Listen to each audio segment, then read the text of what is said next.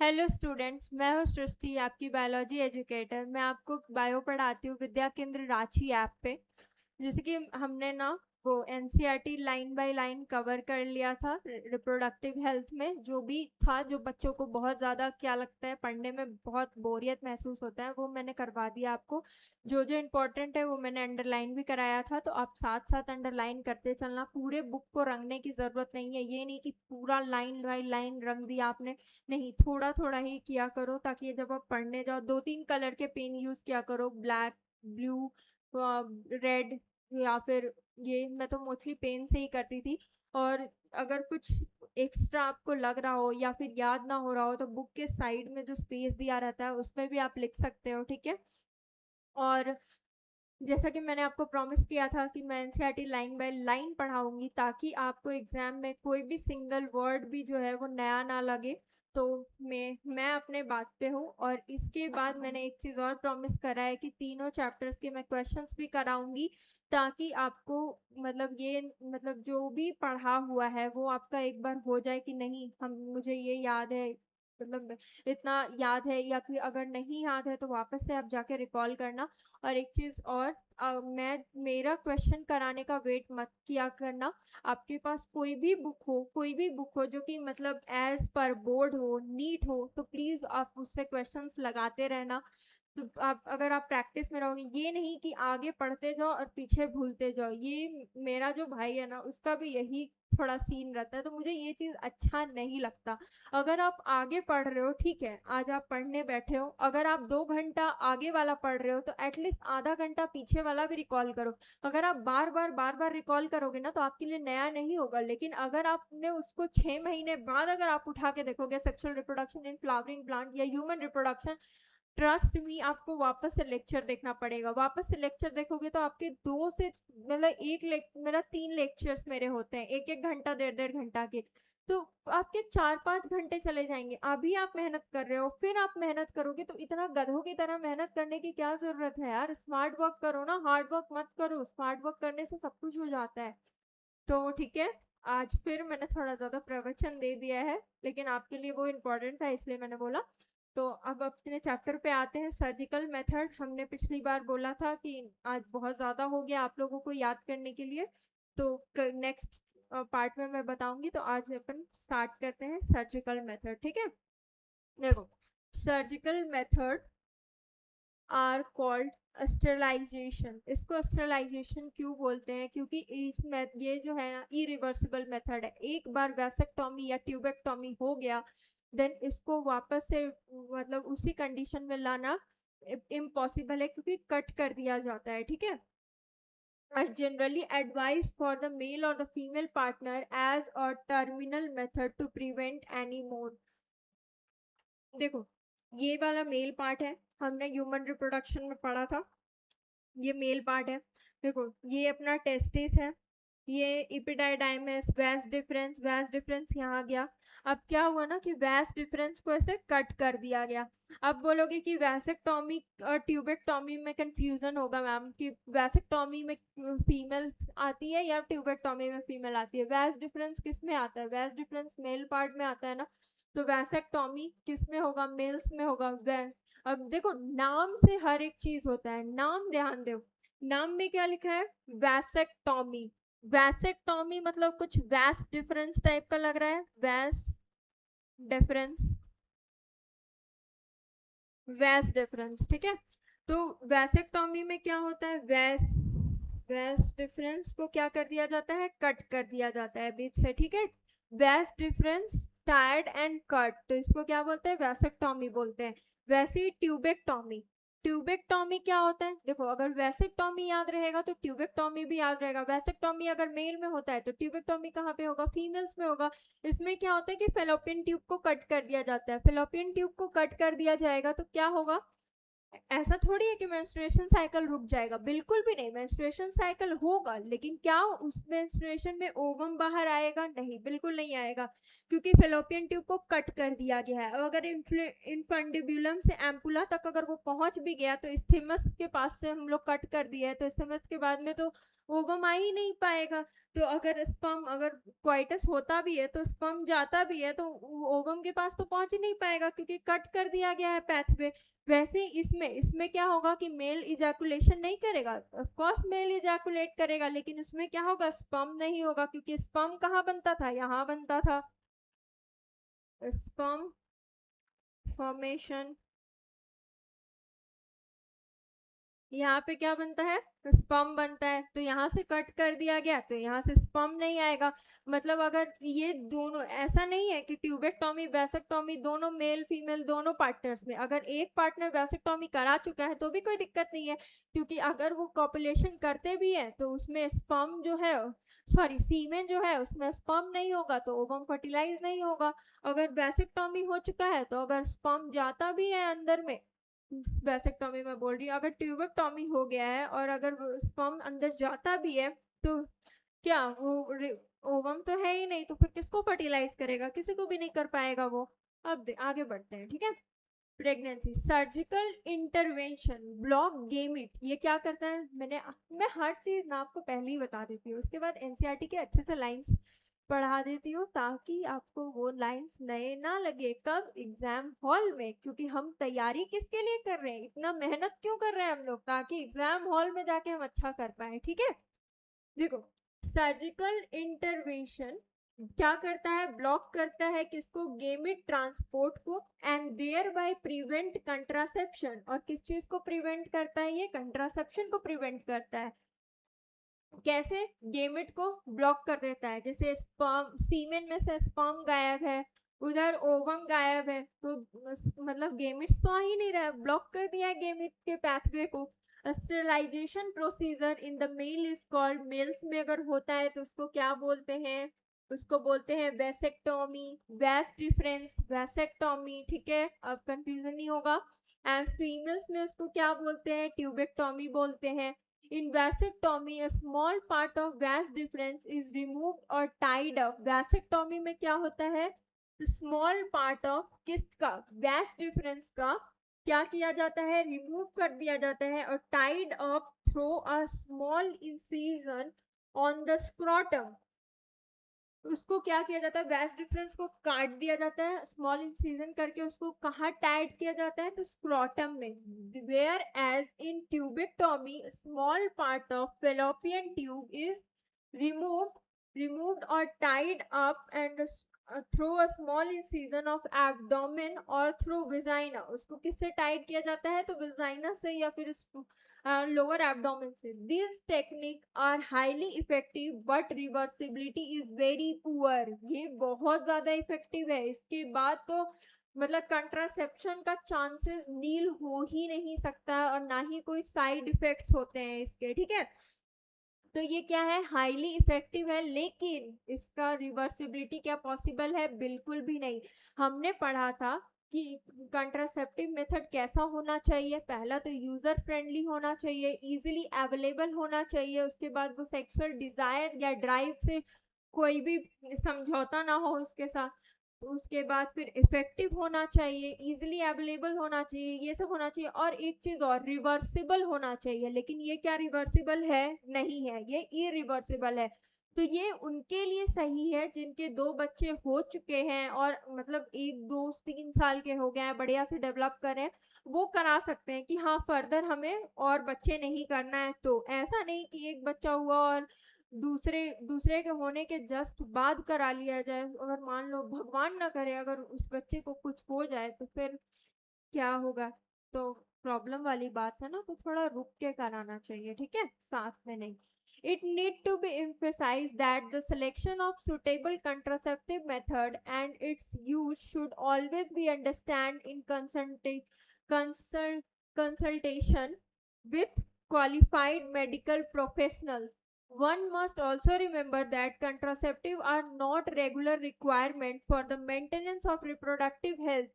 ये क्या है, रेगुलर रिक्वायरमेंट नहीं है, किस चीज के लिए, रिप्रोडक्टिव हेल्थ को मेंटेन करने के लिए।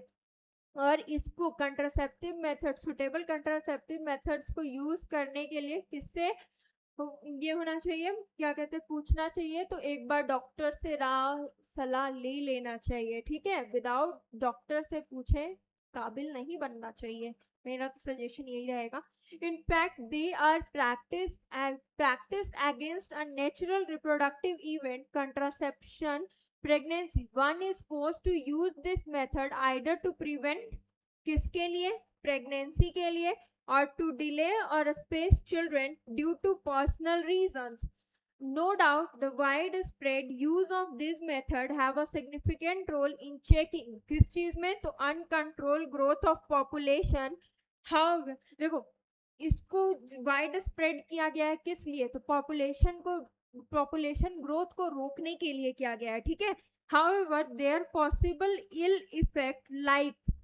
इफेक्ट मैंने बोला था ना, साइड इफेक्ट लिखा था, नील साइड इफेक्ट होता है, लेकिन भाई नील का मतलब ये थोड़ी कि साइड इफेक्ट नहीं है, साइड इफेक्ट तो हो ही रहा है ना। तो देखो क्या करता है, ये नोजिया कॉज करता है, abdominal pain, breakthrough, bleeding, irregular menstruation, bleeding, or even breast cancer, though not very significant, should not be totally ignored. देखो भाई, मोस्टली ना जो पिल्स वगैरह आता है ना, वो फीमेल्स के लिए ही आता है यार। कभी कभी ना मुझे बहुत गुस्सा आता है यार, हर एक चीज से फीमेल्स को ही क्यों गुजरना पड़ता है। देखो सर्जिकल मेथड भी है ना, बहुत कम ही मेल्स इंडिया में ऐसे होंगे ना जो सर्जिकल मेथड से गो थ्रू हुए होंगे, नहीं तो वो फीमेल्स को ही बोलते हैं कि तू जा, मैं नहीं। उनको ऐसा लगता है ना कि वो मर्द जो है ना, वो मर्द नहीं रहेंगे अगर ये करा लेंगे। अरे पागल हो क्या, ऐसा कुछ नहीं होता यार, बस सीमेन में ना आपका स्पर्म नहीं आएगा, बाकी आप जैसे थे वैसे ही रहोगे, कुछ उसमें प्रॉब्लम नहीं आएगा। भाई अब वो बच्चे भी वो करे, बच्चे भी वो संभाले, आपका घर भी वो संभाले, ऑपरेशंस भी वो कराए, ये कहाँ का न्याय है यार, दिस इज नॉट गुड।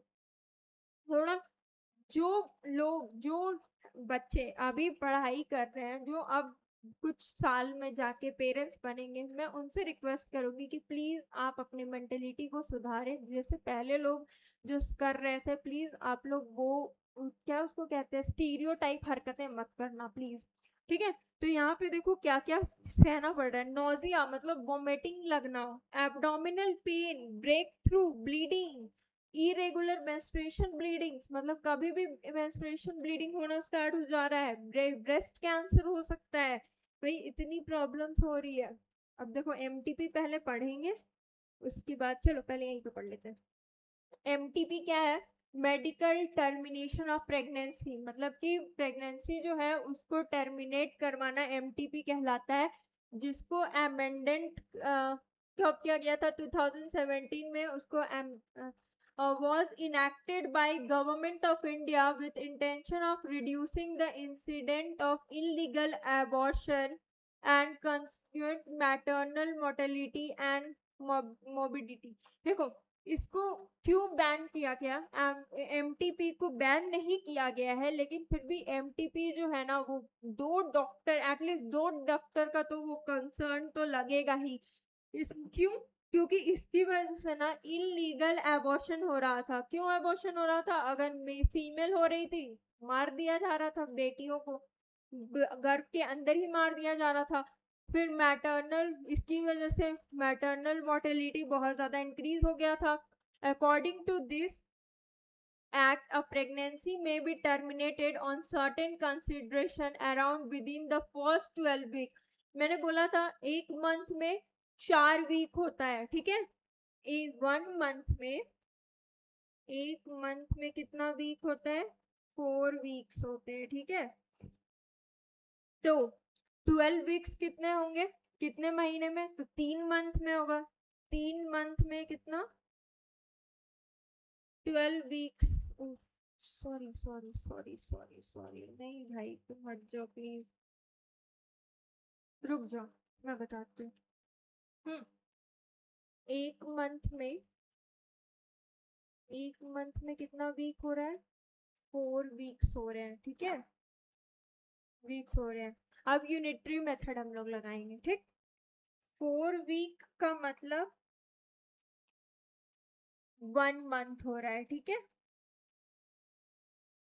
तो 1 वीक का क्या होगा, 1/4 मंथ, तो यहाँ पे क्या दिया हुआ था, 12 वीक्स दिया हुआ था। 12 वीक का मतलब क्या होगा, 1/4 इंटू 12। इससे ये कट करेंगे, ये 3 टाइम्स में कट हो जाएगा, ये मंथ। एक सेकेंड।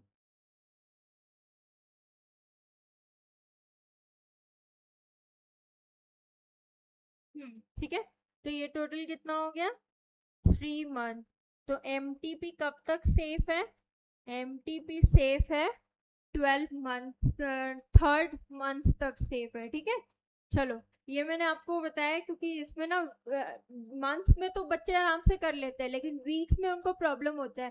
तो ऐसे याद रखना कि एक मंथ में 4 वीक होता है, तो यूनिटरी मेथड लगा देंगे। 4 वीक में एक मंथ हो रहा है, तो एक वीक में कितना होगा, 1/4 होगा। तो 12 वीक कितने मंथ का होगा, तो 1/4 इंटू 12 कर देंगे तो 3 मंथ आ जाएगा। ठीक है, अब देखो वही मैं यहाँ पे बता रही थी कि फर्स्ट 12 वीक मतलब कि फर्स्ट ट्राइमेस्टर तक of pregnancy on the opinion of क्या, वन रजिस्टर्ड मेडिकल प्रैक्टिशनर। एक मतलब कि डॉक्टर के बिना ओपिनियन के एमटीपी नहीं हो सकता है। और कब तक सेफ होता है, 12 वीक्स तक होता है। If pregnancy has lasted more than 12 weeks but fewer than 24 to register। अगर 12 वीक 3 मंथ तक का है तो एक डॉक्टर बोलेगा तो आराम से एमटीपी हो जाएगा। लेकिन अगर मोर देन 12 वीक्स हो गया है और लेस देन 24 वीक, तो 24 वीक में क्या मतलब, आप देखो 24 वीक बोल रहा है। ठीक है, 24 वीक में मतलब कितना मंथ हो जाएगा, मंथ बताना है। ठीक है, तो वह सेम कर देंगे, 4 वीक में एक 1 मंथ। ठीक है, मंथ, तो 1 वीक में 1 वीक में 1/4 मंथ, तो 24 वीक में कितना हो जाएगा, 1/4 इंटू 24। ठीक है, इससे ये कट करेंगे मतलब कि ये कितना हो जाएगा, 6 मंथ। 6 मंथ मतलब second trimester, second trimester. 9 month को ना 3-3 महीने के ट्राइमेस्टर में बांट दिया गया है। 3 मंथ मतलब फर्स्ट ट्राइमेस्टर। एक सेकेंड, ये क्या है, फर्स्ट ट्राइमेस्टर। ये क्या है, फर्स्ट ट्राइमेस्टर है। ठीक है, ये सेकेंड ट्राइमेस्टर है। तो इसमें क्या बोला गया है, इसमें बोला गया है कि if pregnancy has lasted more than 12 weeks but fewer than, मतलब 3 महीने से ज्यादा और 6 महीने से कम, तो कितने डॉक्टर्स लगेंगे, 2 डॉक्टर्स लगेंगे। ठीक है, 2 registered medical practitioners must be of the opinion formed in good faith that the ground are satisfied। इसमें अगर 12 वीक्स में रहेगा तो सिर्फ एक मेडिकल प्रैक्टिशनर्स की जरूरत होगी, लेकिन अगर मोर देन 12 वीक्स और लेस देन 24 वीक्स होगा तो 2 मेडिकल प्रैक्टिशनर्स की जरूरत पड़ेगी हमें। ठीक है, आगे बढ़ते हैं। देखो अब आता है एमटीपी, जो कि मैंने ये ओवरव्यू दे दिया था। अब आता है इंटेंशनल और volumetric termination of pregnancy before full term is called MTP. ये डिफिनेशन एकदम रट जाना है इसको, क्या, या तो इंटेंशनल या तो वॉलेंट्री, मतलब अपने विल पावर पे फुल टर्म से पहले अगर प्रेगनेंसी को टर्मिनेट किया जाता है तो उसको क्या बोलते हैं, एमटीपी बोलते हैं। और या फिर इंड्यूस एबॉर्शन, उसको क्या बोलते हैं, नॉर्मल लैंग्वेज में उसको एबॉर्शन बोलते हैं। नियरली 45 to 50 मिलियन, ये याद रखना है डेटा, नियरली कितना, 45 to 50 million MTPs are performed in a year. पूरे ईयर में कितना होता है, 45 से 50 मिलियन एमटीपीज होते हैं all over the world, which account the 1/5 of the total number of conceive pregnancy, जो कि क्या है, 1/5 of the total number of conceived pregnancy in a year. Whether to accept legalized MTP or not is being debated upon in many countries due to emotional, ethical, regional and social issues involved in it. ये क्या बोल रहा है कि ये accept किया गया है या फिर लीगलाइज किया गया है, नॉट बीइंग डिबेटेड, किस चीज पर डिबेट नहीं किया गया है, upon in many countries due to emotional, ethical, social और रिलीजियस इश्यूज की वजह से। Government of India legalise MTP in 1971। Family programme कब आया था? 1951 में। एमटीपी को कब लीगलाइज किया गया है? 1971 में, with some strict condition to avoid its misuse। इसमें कुछ स्ट्रिक्ट एक्शंस मतलब ये कंडीशंस लगाए गए हैं ताकि इसका मिसयूज ना हो सके। मैंने बोला ना कि इंडियंस के पास बहुत दिमाग है, लेकिन वो सही डायरेक्शन में ना लगा के रॉन्ग डायरेक्शंस में लगाते हैं, तो इसका भी गलत इस्तेमाल करना उन लोगों ने स्टार्ट कर दिया था। एमनियोसेंटेसिस में क्या कर रहे थे कि वो फीमेल, अगर पता चल रहा था कि पेट में फीमेल है मतलब बेटी है, तो उसको क्या कर दिया जा रहा था? एमटीपी के द्वारा मार दिया जा रहा था। Such restrictions are all the more important to check indiscrimination and illegal female feticide which are reported to be high in India। India में क्या हो रहा था? बेटी सुनते ही लोग मार दे रहे थे, क्योंकि यहाँ पे दहेज प्रथा चलता है ना, तो बेटी होगी तो दहेज देना पड़ेगा, दूसरे घर में लेके चली जाएगी, पता नहीं क्या क्या सोचते हैं। लेकिन आजकल की बेटियां सेल्फ इंडिपेंडेंट होकर अपने माँ बाप का बहुत हेल्प करती है, और दहेज नहीं देना चाहिए, नहीं लेना चाहिए। अगर कोई मांगे तो उसके घर में शादी मत करो। Why MTP? Obviously the answer is to be get rid of what? Unwanted pregnancy।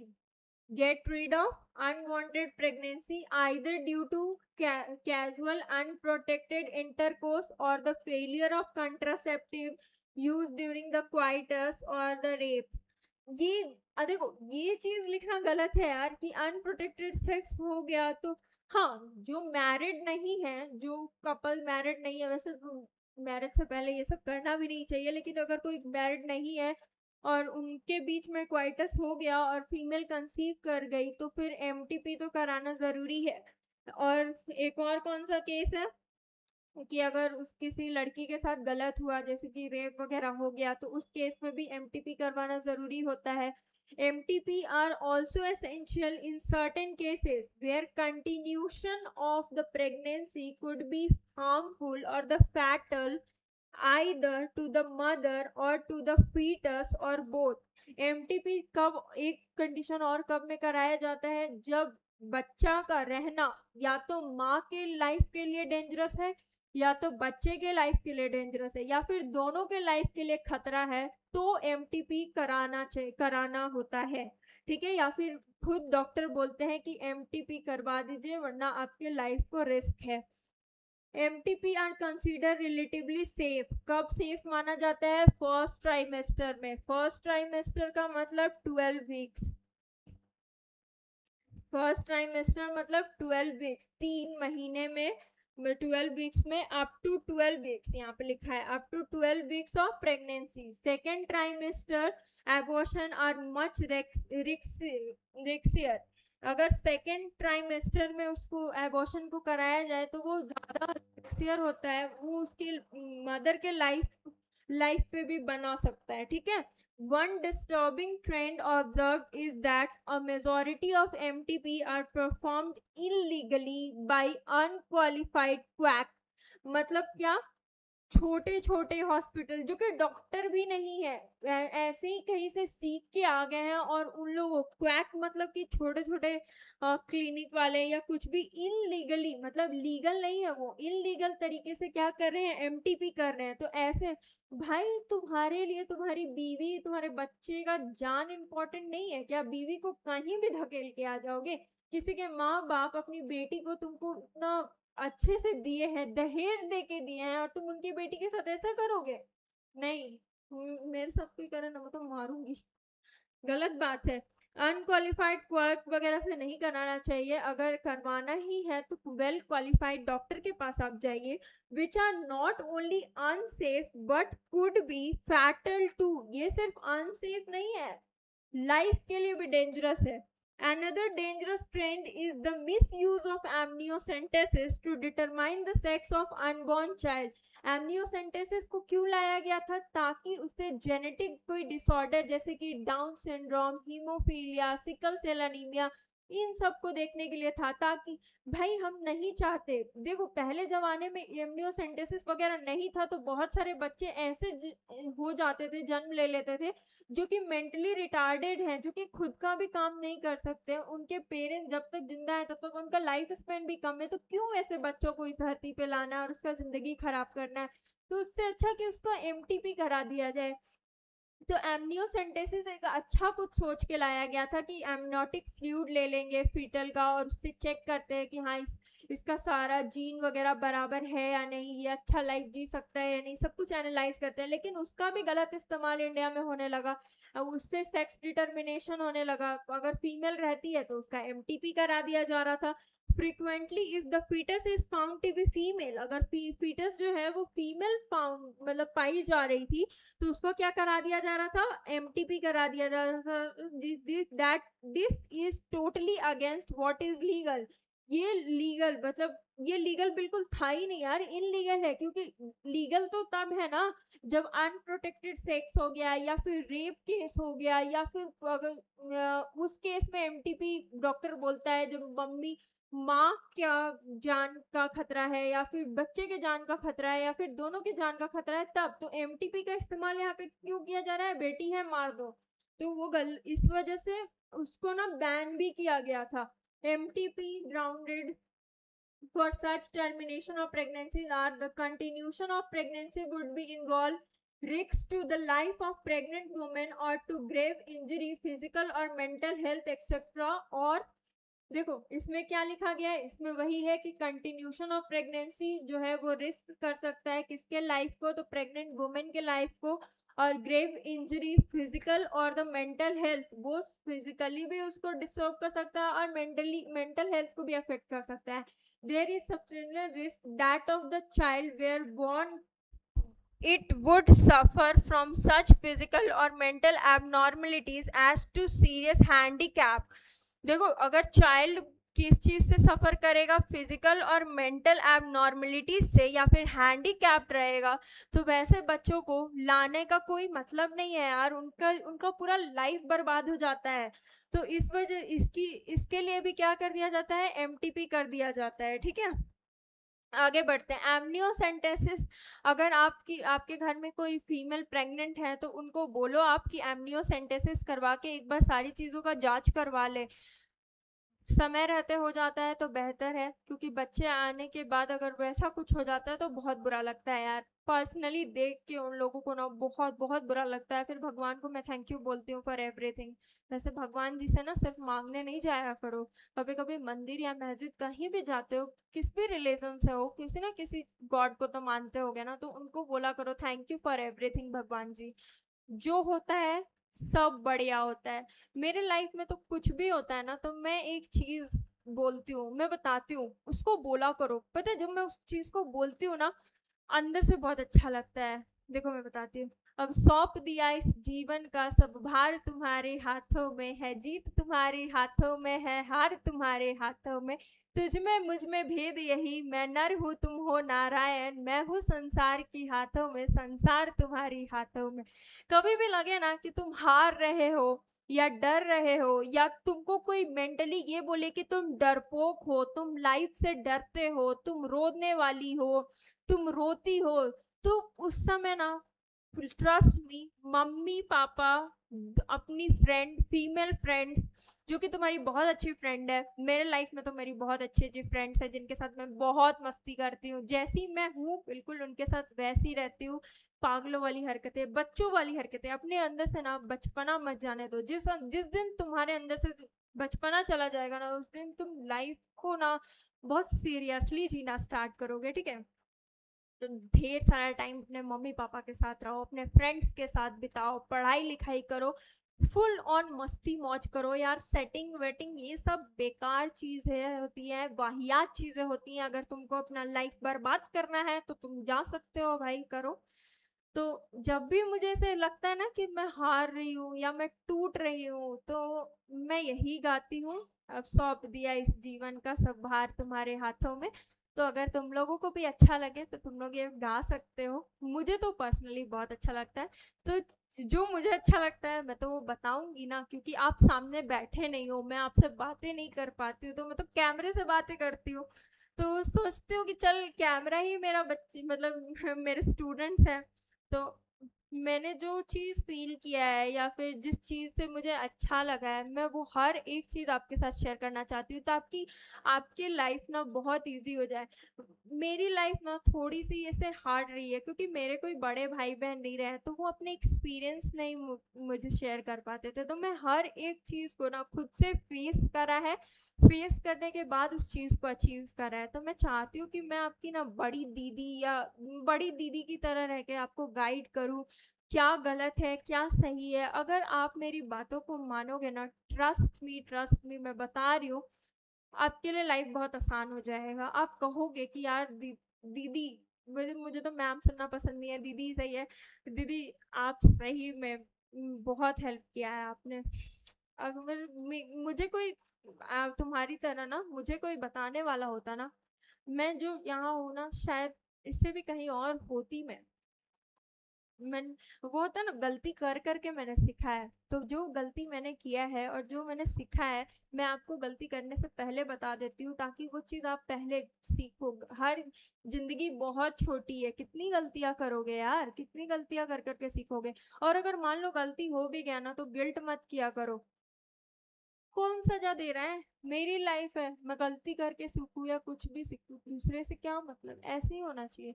अकड़ में रहना बहुत जरूरी है। अगर बहुत, देखो मैं अच्छी हूँ, मैं बहुत अच्छी हूँ, लेकिन मैं एक बात बोलती हूँ, मैं उनके लिए अच्छी हूँ ना जो मेरे लिए अच्छे हैं। जो मेरे लिए अच्छे है ना, उनके लिए मैं बहुत बहुत बहुत अच्छी हूँ। लेकिन मेरे साथ अगर कोई खराब किया ना, तो फिर मैं उसके लिए बहुत ही खराब हूँ, बहुत ज्यादा खराब हूँ। फिर मैं कुछ नहीं देखूंगी, अपनी इज्जत अपनी कुछ भी नहीं देखूंगी, मैं उस आदमी को बर्बाद कर दूंगी। ठीक है, तो ये होना चाहिए। तो मैं तुम सबको अपनी तरह बनाना चाहती हूँ, एकदम स्ट्रॉन्ग फाइटर। ठीक है। और दूसरा कोई कुछ भी बोल दे कि तुम डरपोक हो, तुम ये हो, तो उस चीज को नहीं मानना। दूसरा कोई क्या जानता है भाई तुम्हारे लाइफ में तुम किस किस चीजों से गुजरे हो। मैं भी नहीं जानती, बहुत लोग बहुत कुछ से गुजर रहे होंगे यार, मुझे थोड़ी पता है। ठीक है। तो हो गया। मैं थोड़ा थोड़ा ज्ञान देते रहूंगी, क्योंकि मैं बोर होते रहती हूँ यार, तुम लोग यहाँ पे हो नहीं बातें करने के लिए, मैं किसी से तो बात करूंगी। तो मैं अपना मैसेज तुम लोगों तक दे देती हूँ। ये वाला प्लीज प्लीज प्लीज एक बार गाना। सौंप दिया इस जीवन का सब भार तुम्हारे हाथों में, बहुत बहुत सुकून मिलेगा, ट्रस्ट में बहुत सुकून मिलेगा। और अगर हो सके ना, तो शाम को थोड़ा मंदिर जाया करो। मंदिर जाने के बाद जो घंटी जो बजती है ना, उसको बजने उस के नीचे खड़े होने के बाद ना सारी नेगेटिव एनर्जी निकल जाती है। मैं तो रोज मंदिर जाती हूँ, और सारी नेगेटिव एनर्जी निकल जाती है, एकदम रिचार्ज हो जाती हूँ मैं तो। और उस समय लगता है ना डिप्रेशन, ये क्या होता है, कुछ भी नहीं होता है ये। मैं पूरे दिन अपना काम करती हूँ, शाम को मंदिर जाती हूँ, रात को फिर पढ़ाई लिखाई करके वापस से मस्ती मौज अपने भाइयों के साथ, अपने फ्रेंड्स के साथ, अपनी मम्मी के साथ। मेरी मम्मी मेरी बेस्ट फ्रेंड है, सी इज माई एवरीथिंग। ठीक है। तो तुम लोग भी अपनी मम्मी के साथ ऐसे ही रहा करो। ओके, चलो आते हैं टॉपिक पे। Such practice should be avoided because these are dangerous both for the young mothers and the fetus। देखो एमटीपी क्या है, एमटीपी को ना अवॉइड करना चाहिए। क्यों? क्योंकि ये डेंजरस है, किसके लिए? यंग मदर्स के लिए और फीटस के लिए। यंग मदर्स के लिए क्या, सबके लिए एमटीपी घटिया है यार। एमटीपी जब होता है तो मतलब पूरे यूट्रस को ना वॉश किया जाता है, समझो कितना ध्यान दर्दनाक चीज होगा वो। Effective counseling on the need to avoid unprotected coitus and the risk factor involved in illegal abortion, as well as providing more health care facilities, could reverse the mentioned unhealthy trend। Effective counselling मतलब देखो हर चीज के लिए counselling होता है। अगर आप बहुत ज्यादा स्ट्रेस में हो, जैसे कोई बड़े इंस्टीट्यूट में पढ़ रहा हो, या फिर एनटीए वालों ने भी नीट से पहले काउंसलिंग देना स्टार्ट किया था, बहुत ज्यादा सुसाइड सुसाइड देखो यार, सुसाइड कोई हल नहीं है, ठीक है। जिंदगी जीना सीखो। जिंदगी में अगर तुम्हें पता है, तुम्हें लगता होगा, मैं भी ऐसा सोचती थी कि यार भगवान जी सारा दुख दर्द तकलीफ मेरे साथ ही क्यों हो रहा है, मेरे साथ ही हमेशा बेड़ा गर्क क्यों होता है। तो पता है अगर लाइफ स्मूथ चलेगा ना तो जीने में मजा नहीं आएगा। लाइफ जब बहुत भयंकर बिजी रहेगा, प्रॉब्लमेटिक रहेगा, तो उस चीज में ना जीने में बहुत मजा आता है। मैं तो अब ना मेरे लाइफ में प्रॉब्लम्स आती है ना, ट्रस्ट मी, मैं तो राधा रानी पे छोड़ देती हूँ पहले कि हाँ वो ठीक कर देंगी, वो है तो सब कुछ हो जाएगा। और दूसरा कि अगर प्रॉब्लम आया है तो सॉल्यूशन ढूंढो, काम करो, तो उन सब चीजों पे दिमाग लगा रहता है तो मजा आते रहता है। मैं उस फेज को ना एंजॉय करती हूँ। अगर मेरा सुबह से लेकर शाम तक एकदम बिजी शेड्यूल रहता है, एक मिनट भी मुझे चैन की सांस नहीं लेने को मिलता है ना, मैं रात को उस दिन बहुत खुश रहती हूँ कि नहीं आज मैंने कुछ इफेक्टिव किया है। तो बिजी रहो यार लाइफ में। और प्रॉब्लम सबके साथ है, बस नजरिए की है बात। अगर उस प्रॉब्लम को देखने का नजरिया तुम्हारा चेंज हो जाएगा ना तो वो प्रॉब्लम लगेगा ही नहीं। तारक मेहता का उल्टा चश्मा का ये अच्छा डायलॉग है यार। हम लोग जो जेनजी बच्चे हैं ना, उनके लाइफ में तारक मेहता बहुत इंपॉर्टेंट रोल प्ले करता है। मैं अभी भी खाते समय तारक मेहता देखती हूँ, तुम लोग भी देखा करो, ठीक है। सेक्सुअली ट्रांसमिटेड इन्फेक्शंस आ गया अपना STI, infection or disease which are transmitted through sexual intercourse are collectively called sexually transmitted infections। देखो सेक्सुअली ट्रांसमिटेड डिजीज में क्या है कि डिजीज विच आर ट्रांसमिटेड, कैसे ट्रांसमिट हो रहा है, सेक्सुअल इंटरकोर्स के थ्रू हो रहा है, are collectively called sexually transmitted infections, ठीक है। और वनरेबल डिजीज जिसको VDB बोलते हैं, और रिप्रोडक्टिव ट्रैक इन्फेक्शन। ये देखो ये जरूरी नहीं है कि तुम्हारे एग्जाम में यही आ जाए कि STI क्या होता है, डिफाइन STI नहीं, उसको बोल सकते हैं वनरेबल डिजीज बोल सकते हैं, उसको क्या बोल सकते हैं, रिप्रोडक्टिव ट्रैक डिजीज इन्फेक्शंस बोल सकते हैं। तो हर एक चीज के लिए तैयार रहो। एग्जामिनर आपके कंफर्ट लेवल, कंफर्ट जोन में जाके आपसे क्वेश्चंस नहीं पूछेगा, वो क्वेश्चंस पूछेगा जो उनको पता होगा कि हाँ यहाँ बच्चे फंसते हैं। जैसे उनको पता होगा कि सेक्सुअली ट्रांसमिटेड इन्फेक्शंस बच्चे याद कर लेंगे लेकिन वल्नरेबल डिजीज याद नहीं करेंगे, रिप्रोडक्टिव ट्रैक इन्फेक्शंस नहीं याद करेंगे। तो STI से ज्यादा इंपॉर्टेंट आपके लिए क्या है, वल्नरेबल डिजीज, दूसरा रिप्रोडक्टिव ट्रैक इन्फेक्शन, ठीक है। कौन कौन से होते हैं, gonorrhoea, syphilis, genital herpes,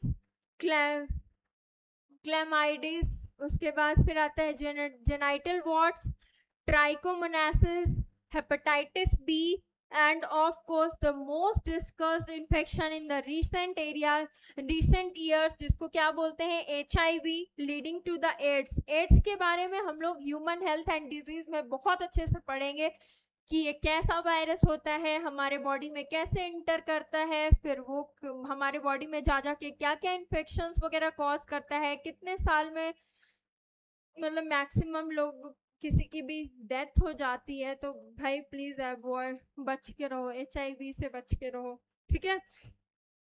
Are some of the common STIs, among these HIV infection is most dangerous। इसको चैप्टर 7 में जो कि ह्यूमन हेल्थ एंड डिजीज में हम लोग डिस्कस करेंगे। ह्यूमन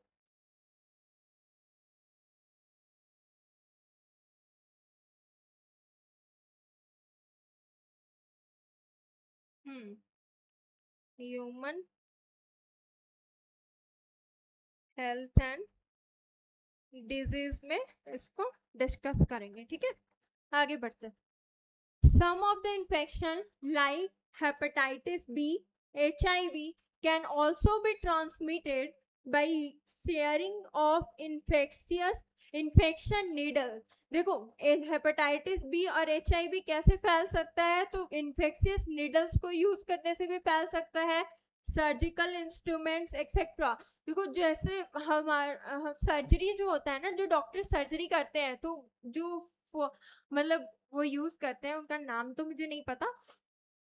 तो वो इक्विपमेंट्स जिससे कट वगैरह करते हैं, ब्लेड वगैरह, उन सब चीजों को स्टेराइल किया जाता है, ठीक है। नहीं, अगर स्टेराइल नहीं करेंगे, मान लो कोई HIV पेशेंट का इलाज हुआ है, मतलब सर्जरी हुआ है, उसके जस्ट बाद स्टेराइल नहीं किया हमने और दूसरे पेशेंट का उसी से कर दिया, तो अगर बॉडी फ्लूइड का मिल जाएगा तो HIV फैल जाएगा, तो ऐसे डॉक्टर पे केस भी हो सकता है इस चीज पे, ठीक है। तो वही बोला गया है कि इन्फेक्शन नीडल से हो सकता है, सर्जिकल इंस्ट्रूमेंट से हो सकता है with infected person, transfusion of blood, अगर किसी इन्फेक्टेड इंसान का ब्लड अगर हेल्दी पर्सन में डाल दिया जाए तो भी उसको क्या हो जाएगा, HIV और हेपेटाइटिस बी हो जाएगा। और from infected mother to a child कैसे आएगा, तो प्लेसेंटा के थ्रू आएगा, फीटस के, लेकिन इसमें चांसेस बहुत कम होते हैं। Except for hepatitis B, genitalia, genital herpes and HIV infection, other disease are completely curable। क्या क्या क्यूरेबल नहीं है, तो हेपेटाइटिस बी को क्योर नहीं, देखो ये वेरी वेरी इंपॉर्टेंट है, ये बहुत इंपॉर्टेंट है, बहुत इंपॉर्टेंट। क्यों, क्योंकि देखो तीनों में एच एच आ रहा है, हेपेटाइटिस बी, उसके बाद फिर जेनाइटल हर्पीज, उसके बाद फिर HIV इन्फेक्शन, ये तीनों को क्योर नहीं किया जा सकता है, अगर हो गया तो मरना तय है इनमें, इन तीनों में, ठीक है। इन तीनों के अलावा जो है और सब क्यूरेबल होता है if detected earlier and treated properly. अगर उन सब में भी अगर पहले पता चल जाता है तो उसको अच्छे से क्योर डिटेक्ट करने के बाद अच्छे से प्रॉपरली ट्रीटमेंट के बाद इसको क्योर किया जा सकता है। Early symptoms of most of these are minor, early symptoms बहुत कम होता है, लेकिन इसको कैसे कर सकते हैं, इसमें ईचिंग हो सकता है, फ्लूइड डिस्चार्ज हो सकता है, स्लाइट पेन हो सकता है, स्वेलिंग्स हो सकता है, एक्सेट्रा। आप बोलोगे कि HIV टेस्ट करवाने जाएंगे, तो HIV टेस्ट में सबसे पहले लोगों के दिमाग में सबसे पहले आता है ना कि HIV जो है सेक्सुअली ट्रांसमिटेड डिजीज है। ऐसा नहीं है, वो इन्फेक्टेड नेडल से भी हो सकता है, ब्लड ट्रांसफ्यूजन से भी हो सकता है, बॉडी फ्लूइड अगर किसी भी इन्फेक्टेड इंसान के बॉडी फ्लूइड से आ गया, मैच मतलब मिक्स हो गया, देन आपको HIV हो जाएगा। तो HIV टेस्ट कैसे कराए, तो सबसे बेस्ट मेथड जो मेरे टीचर ने बताया था वो है ब्लड डोनेशन। तो हर 3 महीने पे ब्लड डोनेट करना स्टार्ट कर दो। जब ब्लड डोनेशन कराने जाओगे ना तो उसमें सारी चीज़ों का टेस्ट होता है, तो अगर HIV हुआ तो उस पता चल जाएगा, और HIV नहीं हुआ तब तो बहुत अच्छी बात है। मैं तो यही प्रे करूंगी कि किसी को भी भाई HIV ना हो, क्योंकि ये बहुत ही भयंकर बीमारी है, ठीक है। चलो, in the genital region, infected female may often be asymptomatic and hence may be retained undetected for the long। देखो इन्फेक्टेड फीमेल्स जो होती है ना उसमें कोई सिम्टम्स ही नहीं होता और वो बहुत दिनों तक क्या एसिम्प्टोमेटिक रह जाती हैं, और उसकी वजह से क्या होता है, उनके अंदर जो डिजीज है वो अनडिटेक्टेड रह जाता है बहुत दिनों तक। absence or less significant symptoms in the early stage of infection and the social stigma attached to the STI let infected person from going for timely detection and proper treatment। उस इंसान को क्या करना चाहिए, टाइमली डिटेक्शन करा लेना चाहिए और उसके बाद प्रॉपर ट्रीटमेंट ले लेना चाहिए। This could lead to complication later which include क्या करता है, पेल्विक इन्फ्लेमेटरी डिजीज करेगा, abortion, still birth, ectopic pregnancy. Ectopic pregnancy का मतलब क्या होता है कि इम्प्लांटेशन जो है, इम्प्लांटेशन इन फेलोपियन ट्यूब,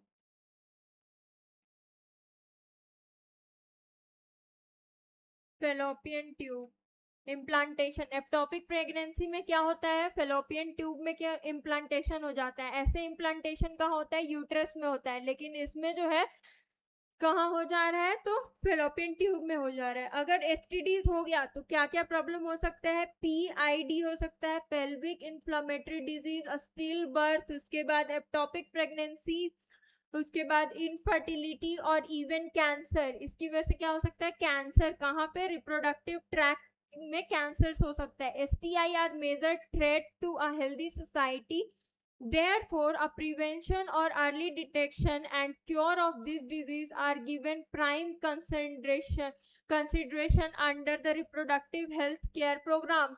देखो, इन सब का क्योर नहीं है, तो एक लाइन लिखा है ह्यूमन हेल्थ एंड डिजीज में, prevention is better than cure.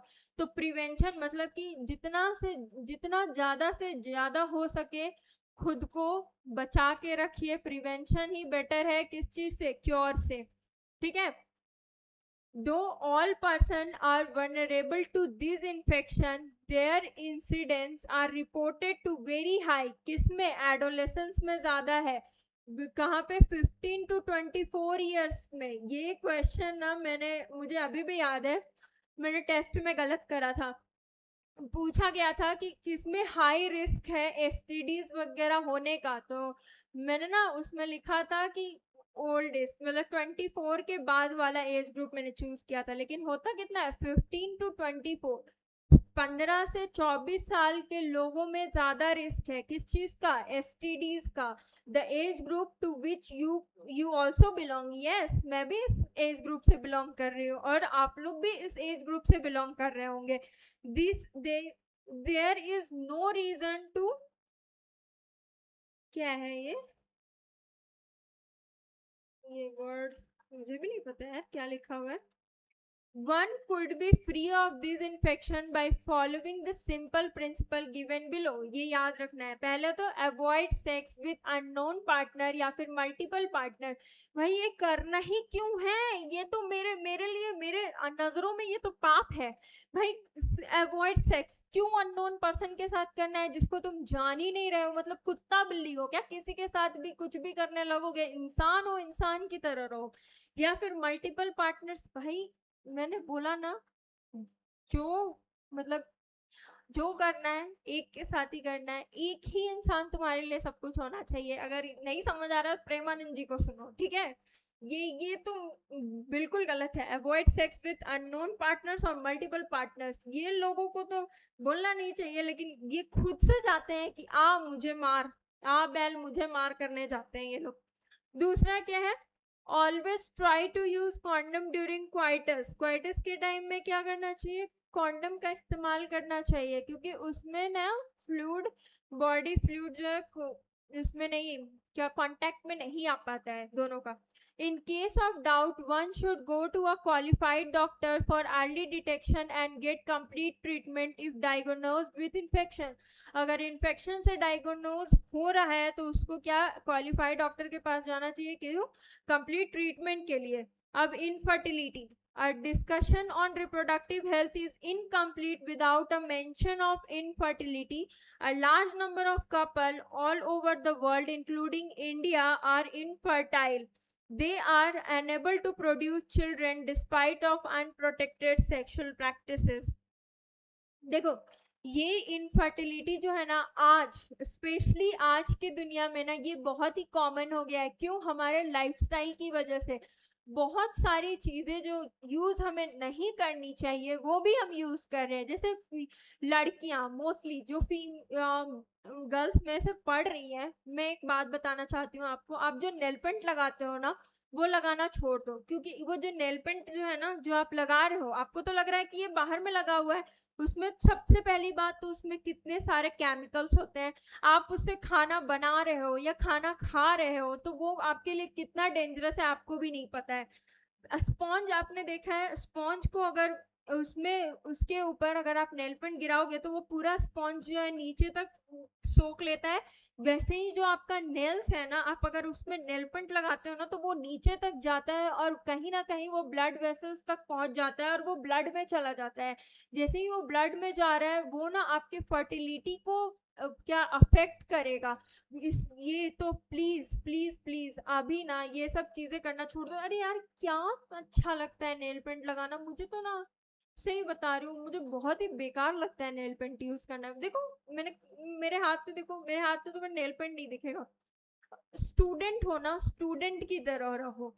अब तुम औरत की तरह दिखने लगोगी तो फिर तुम में और फिर औरत में क्या फर्क है। तुम्हें औरत बनना है लेकिन बड़े होके बनना है, अभी से क्यों बनना है यार। तो प्लीज जितना हो सके नेल पेंट को अवॉइड करो।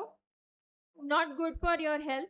फिर जो अपन फोन पॉकेट में लेके घूमते हैं ना, उसकी वजह से भी फर्टिलिटी पे अफेक्ट पड़ता है। तो फोन्स को तो चलो अवॉइड नहीं कर सकते, लेकिन जिस चीज को अवॉइड कर सकते हैं वो तो करेंगे ना। तो प्लीज गर्ल्स, नेल पेंट लगाना आप छोड़ दें। अगर आप बात मानते हैं तो अच्छी बात है। मैं जिन लड़कियों के हाथ में नेल पेंट नहीं देखती हूँ ना, मैं पर्सनली बहुत खुश होती हूँ देख के उन लोगों को, कि नहीं यार, डिसेंसी, डिसेंट रहो ना। क्यों तुमको वो करना है जो सब कर रहे हैं? वो करो ना जो कोई नहीं कर रहा है, तो ना तुम यूनिक कहलाओगे। और मुझे बचपन से यूनिक रहना बहुत पसंद है यार। तो जो मेरे साइड में है, मेरी बातें मानेंगे, जो मेरे साइड में नहीं है, ठीक है लगाओ, फर्टिलिटी अफेक्ट करेगा, मुझे क्या। तुम्हारी लाइफ है, तुम देख लो। मैं तो हमेशा यही बोलती हूँ, आज मैंने पिछले क्लास में भी मैंने यही बोला था, इस क्लास में भी वही बोल रही हूँ, योर लाइफ योर रूल्स। बात मानना है मानो, नहीं मानना है ठीक है, एक्सपेरिमेंट करके देख लो। Sexual cohabitation. The reason for this could be many physical, congenital disease, drugs, immunological, or even psychological. देखो, और एक चीज, सिर्फ नेल पेंट लगाने से नहीं, जो स्मोकिंग कर रही है गर्ल्स, जो ड्रिंकिंग कर रही है गर्ल्स, उनको भी प्रॉब्लम होगा। जो अल्कोहल ले रही है, स्मोकिंग कर रही है, कंसीव करने में उनको डेफिनेटली बहुत ज्यादा ये होगा, प्रॉब्लम होगा। तो फिर वो इधर उधर डॉक्टर डॉक्टर खेलते रहेंगे। इससे अच्छा यार क्यों वो सब चीजें करना जो तुम्हारे हेल्थ को अफेक्ट कर रहा है। मैं तो उन सब चीजों को नहीं मानती यार। हेल्थी लाइफ जीना है तो अच्छे से रहो ना। वो सब चीज, वो लोग कहते हैं ना, क्या उसको कहते हैं, कि बहुत अच्छा लगता है आजकल लड़कियां जो सुट्टे मारती हैं, हाँ, बहुत अच्छा लगता है उनका बॉडी, उनके बॉडी को भी बहुत अच्छा लगेगा। कुछ दिन बाद ना उनके अंदर मेल्स कैरेक्टर आने लगेंगे, एक्ने वगैरह होने लगेगा, तो समझ आएगा उनको। देखो, कॉन्जेनाइटल डिजीज, ड्रग्स, इम्यूनोलॉजिकल और इवन साइकोलॉजिकल कारण कुछ भी हो सकता है, ठीक है। ये हो सकता है, ये हो सकता है, इम्यूनोलॉजिकल और even psychological. In India often the female is blamed. अरे यार, इंडिया में तो फीमेल्स को पता नहीं क्या ही बना दिया गया है, हर चीज में औरत ही गलत होती है। ऐसा नहीं होता है, औरत ही हर चीज में गलत होती है। इसमें भी क्या है, female is blamed for the couple being childless. जरूरी नहीं है, कभी कभी मेल्स में भी प्रॉब्लम होता है, लेकिन नहीं ना, अपना बेटा तो सबको इतना अच्छा लगता है कि कहना नहीं। मैं ना थोड़ा वो बोलती हूँ, स्ट्रेट फॉरवर्ड बोलती हूँ, लेकिन जो बोलती हूँ बिल्कुल सही बात बोलती हूँ, ठीक है।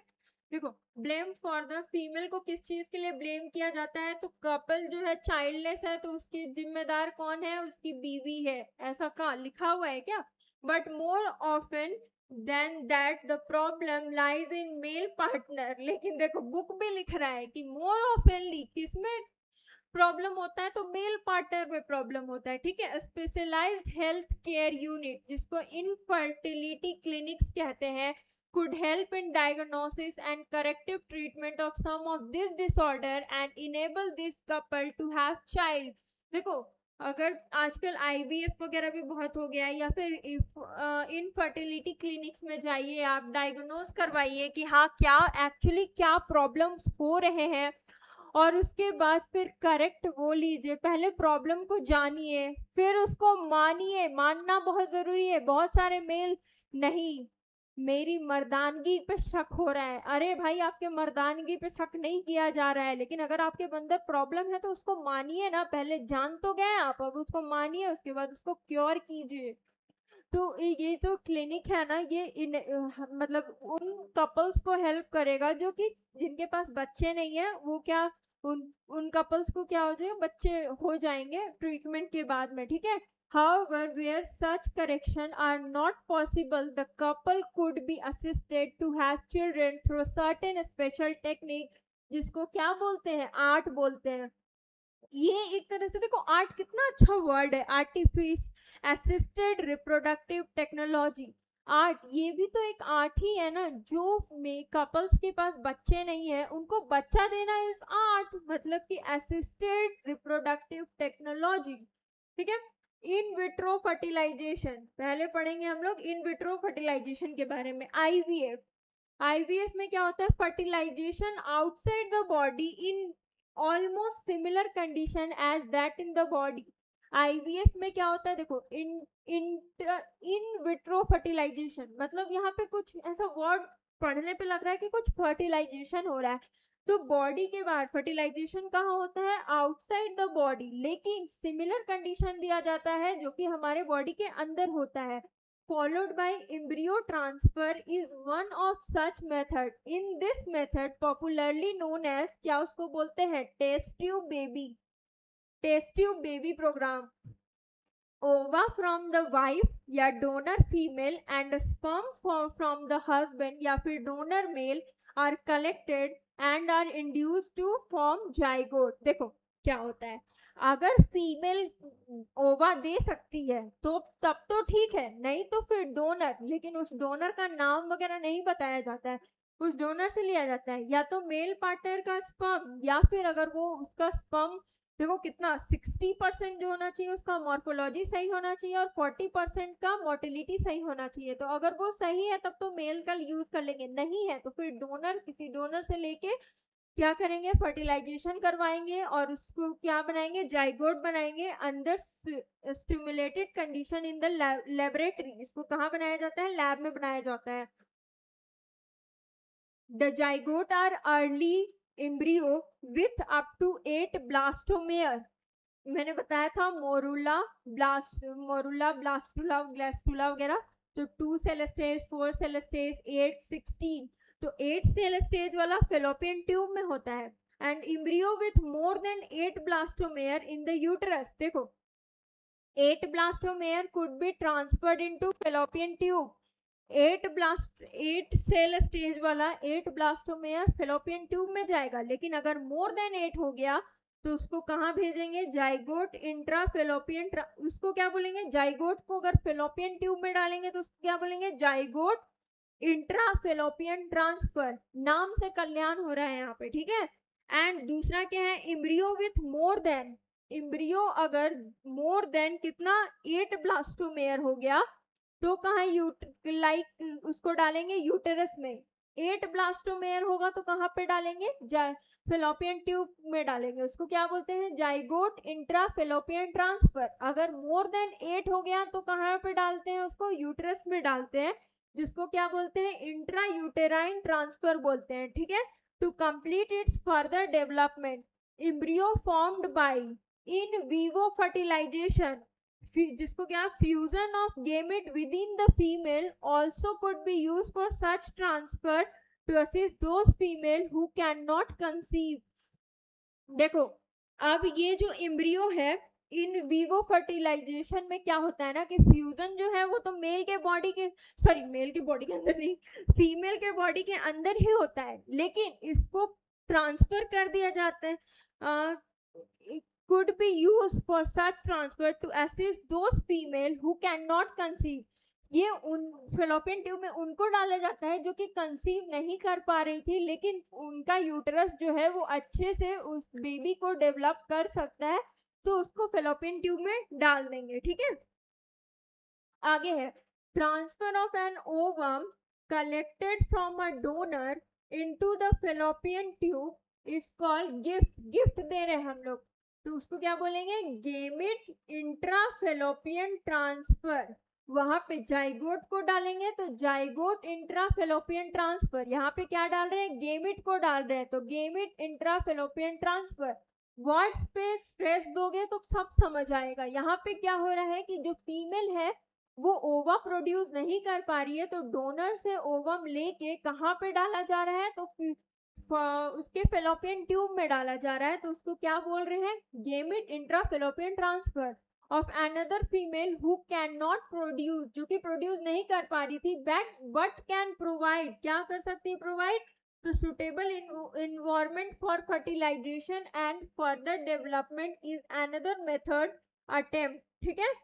Intracytoplasmic sperm injection, intracytoplasmic sperm injection का मतलब कि साइटोप्लाज्म जो है, स्पर्म को जो है डायरेक्ट इसमें ओवम के साइटोप्लाज्म में डाल इंजेक्ट करा दिया जाएगा। क्यों कराया जाएगा, क्योंकि ओवम उस चीज, सॉरी स्पर्म जो है उस चीज ओवम को फर्टिलाइज नहीं कर पा रहा था।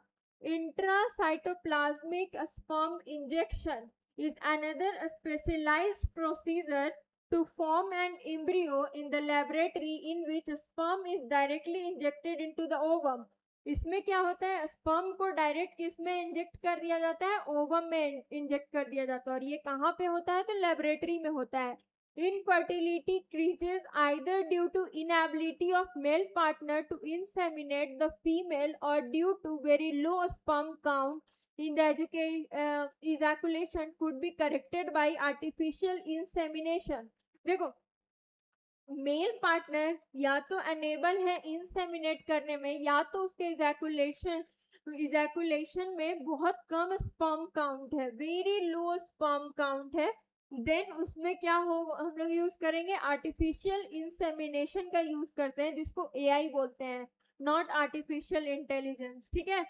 In this technique, the semen collected either from the husband, semen कहाँ से कलेक्ट किया जाएगा, या तो हस्बैंड से या तो हेल्दी डोनर से। अगर हस्बैंड उतना मतलब उनका स्पर्म काउंट सही नहीं है या फर्टिलाइज नहीं कर पा रहा है, तो किससे लेंगे, हेल्दी डोनर से लेंगे। Is artificially introduce either into the vagina, या तो उसके विजाइना में डालेंगे, या और इनटू द यूटरस, या तो उनके यूटरस में डाला जाएगा। तो उसको क्या बोलेंगे, intra uterine insemination of the female. Inseminate, artificially inseminate कराया जा रहा है उसके अंदर। ठीक है। दो options are many, all this technique required extremely high precision handling and expensive instrument.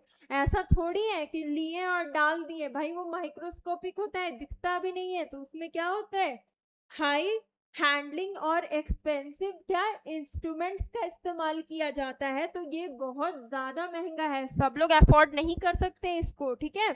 Therefore, these facilities are presentably available only in few centers in this country. ये बहुत ही कम centers पे अपने country में present है। Obviously, their benefit is affordable to only a limited number of people. इसका लाभ जो है बहुत कम लोग, बहुत मतलब जो रिच रहेंगे या फिर अपर मिडिल क्लास में आएंगे, वही ये चीज को अफोर्ड कर सकते हैं। Emotional, religious and social factor और also deterrent in the adoption of this method. इसमें बहुत सारा इमोशनल, रिलीजियस बाधाएं आ जाती हैं एडॉप्ट करने के लिए इन सब मेथड्स को। बहुत लोग कहेगा कि हाँ डोनर से ओवम लेंगे, वो तो किसी और का हो गया, तो किसी और का बच्चा है। बहुत लोग बहुत कुछ सोच लेते हैं ना।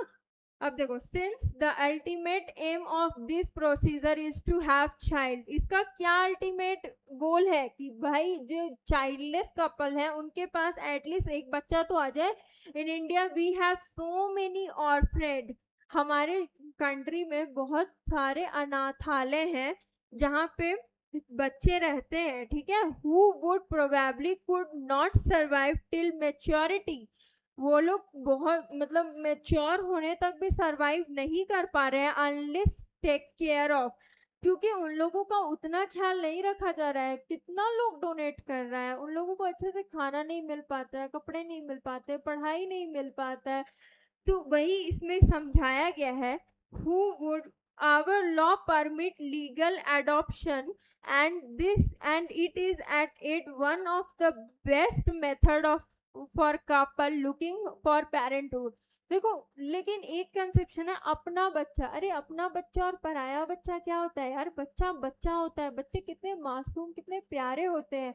तो वही इसमें कहा गया है कि आजकल तो लीगल प्रोसीजर्स भी आ गया है जिसकी वजह से आप बच्चे अडॉप्ट कर सकते हैं।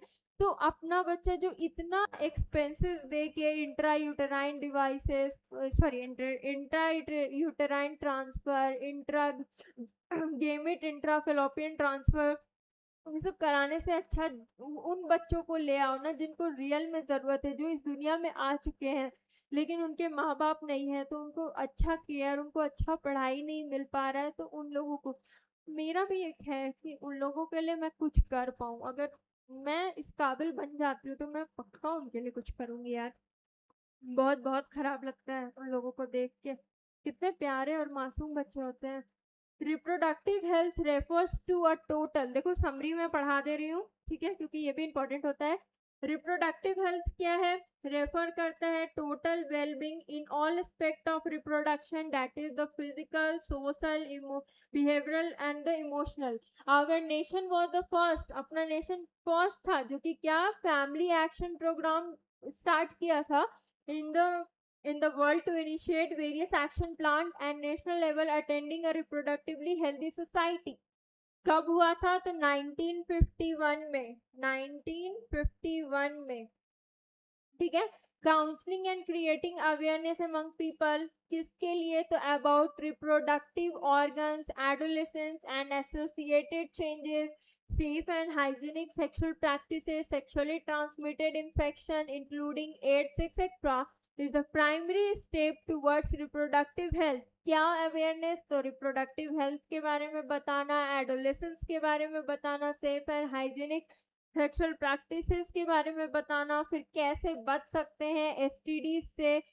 ये सब प्राइमरी स्टेप है किसके लीड टुवर्ड्स? तो रिप्रोडक्टिव हेल्थ के towards. Providing medical facilities and care to the problem, किसके कौन कौन सा? Like menstruation irregularities, pregnancy related aspects, delivery, MTPs, इन सब के बारे में। Birth control, infertility, postnatal, child and maternal management in another important aspect of the reproductive and child health care program। An overall improvement in reproductive health has taken place in our country as indicated by reduced maternal and infant mortality rate, early detection and cure of STD, assistance to infertile couples etc। improved health facility and better living condition promote an explosive।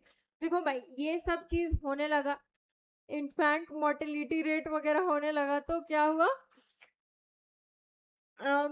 Infant mortality rate घट गया, maternal mortality rate घट गया, और बहुत ज़्यादा medical मतलब ये facilities provide होने लगे। तो एक्सप्लोसिव ग्रोथ हो गया किस चीज़ में? तो पॉपुलेशन में, ठीक है। Such a growth necessitates intense programme of contraceptive method। Various contraceptive options are available now such as the natural, traditional, barrier, IUDs, pills, injectable implants and the surgical method। देखो ये सारे जो मेथड हैं accept surgical method वो सब reversible होते हैं, लेकिन अगर सर्जिकल मेथड हो गया तो वो क्या होते हैं? इरिवर्सिबल हो जाते हैं। दो contraceptive are not regular requirement for reproductive health। this is not requirement, ये तो सिर्फ बस दो बच्चों के बीच में स्पेस करने के लिए है, या फिर अगर कोई प्रेगनेंसी को अवॉइड करना चाहता है उसके लिए है। One is force to use them to avoid pregnancy और टू डिले और स्पेस प्रेगनेंसी, ठीक है। अब देखो MTP, MTP is legalized in our country। MTP is generally performed to get rid of unwanted pregnancies and also in case when the continuation of pregnancy could be harmful or even fatal to either the mother or the fetus or both। ये MTP कब मतलब करने को बोला जाता है? जब mother के लिए या फिर बेबी के लिए या फिर दोनों के लिए फैटल हो, ठीक है। infection or the disease transmitted through sexual intercourse are called sexually transmitted disease, ठीक है। pelvic inflammatory disease, stillbirth, infertility are some of the complication of them। इसमें क्या क्या हो सकता है? तो स्टिल बर्थ हो सकता है, इनफर्टिलिटी हो सकता है। स्टिल बर्थ का मतलब कि जो बच्चा मतलब जो बच्चा डिलीवर होगा वो शायद मरा हुआ हो, या फिर एक्टोपिक प्रेगनेंसी हो सकता है, मतलब कि उसमें जो क्या उसको कहते हैं इम्प्लांटेशन जो है वो फेलोपियन ट्यूब में हो जाए, ठीक है। Early detection facility, better cure of those disease, avoiding sexual intercourse with unknown या फिर मल्टीपल पार्टनर्स, ये तो मेरे हिसाब से पाप ही है। उसके बाद during quarters are some of the simple precaution to avoid contrasting STDs, inability to conceive or produce children even after 2 years of unprotected sexual cohabitation is called infertility। देखो infertility का ये definition ना याद कर लेना, क्या है? to infertility to conceive or produce children even after 2 years of unprotected sexual cohabitation is called infertility, ठीक है। Various method are now available to help such couples, जिसमें क्या है, इन विट्रो फर्टिलाइजेशन है, followed by transfer of embryo into the female genital tract in one such method and is commonly known as test tube baby program. आगे complete. ओ summary यहीं तक था। ठीक है, फिर अपना थर्ड चैप्टर भी कंप्लीट हो गया। तो पूरा जो रिप्रोडक्शन वाला यूनिट था, sexual reproduction in flowering plant, human reproduction, reproductive health, ये तीनों चैप्टर्स आपके कंप्लीट हो गए हैं। तो इसके बाद मैं ना NCERT line by line question practice कराऊंगी। उसके बाद अपन नेक्स्ट चैप्टर जेनेटिक्स पे चलेंगे। ठीक है, वो और भी बड़ा चैप्टर है, उसमें भी दो दो पार्ट्स आते हैं। हाँ ठीक है, फिर थैंक यू सो मच।